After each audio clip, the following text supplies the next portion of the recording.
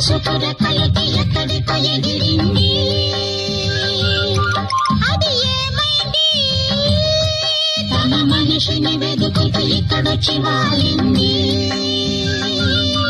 కలగాని కల ఏదో కళ్ళెదుటే నిలిచింది.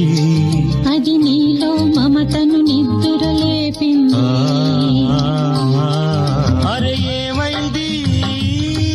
ఒక మనసు పురకలొచ్చి ఎక్కడికో ఎగిరింది.